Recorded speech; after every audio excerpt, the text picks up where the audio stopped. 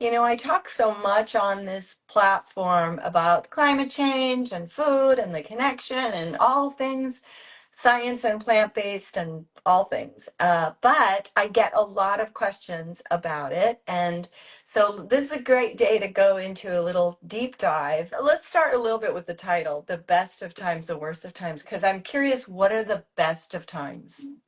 Yeah, well, the title is really about the fact that we have to keep these two things in our mind at the same time, all the time, and that's things are pretty scary. Climate change is so serious, and other environmental crises are really serious too. And actually, the world already is quite tough for a lot of people, but it could be so much better. And the best of times is really that we have the capacity to address our problems and work together, and really, that best of times is doing all the things we know we need to do because so many of them are better for us anyway, and we'll look back and think, God, why didn't we do that sooner? If I think about changes in our food system, better health, better diets, if I think about changes in energy, and I think lower prices and renewable energy and less air pollution, less water pollution, less wars. I almost said wars, but yes, less wars because we Less don't have wars. We to. wouldn't fight over oil. Exactly, We and wouldn't have resources. to, we wouldn't have to try to take over countries. Yeah, yeah, well, yeah, exactly. Will you start with a little 101? You have a scientific perspective on it and a farmer, a perspective on our global food systems, et cetera. So can you lay out the problem as you see it?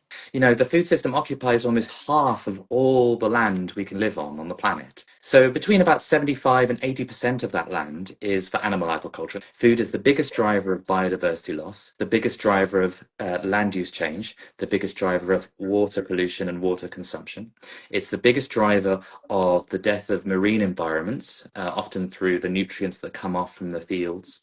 The biggest driver the second biggest driver of climate change, the second biggest driver of ocean acidification, is the biggest driver of antimicrobial resistance. So this is where we can't use drugs anymore in surgeries, for example. The biggest driver is zoonotic. I mean, the list goes. There's a lot of different No, impacts. I love it. And you were Um, about zoonotic diseases, which of course we had the pandemic, and yeah. those are a major problem.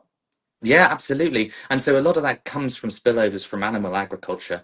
And so if you look across all those different boundaries, animal agriculture is the largest driver of all of them. And in some cases, it's the overwhelmingly largest driver. So we're talking sort of 90% of the driver in, say, deforestation across the world.